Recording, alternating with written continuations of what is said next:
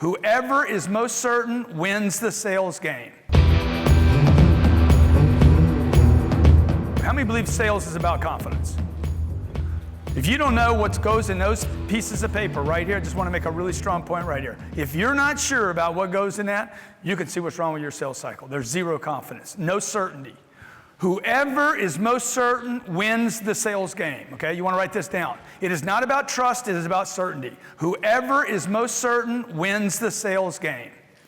Whoever is most certain wins the sales game. Certainty wins the sales game.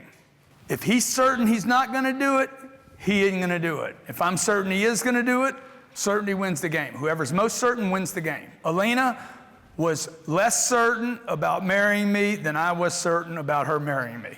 Had nothing to do with love. Okay, you don't need love to close the deal. You need certainty.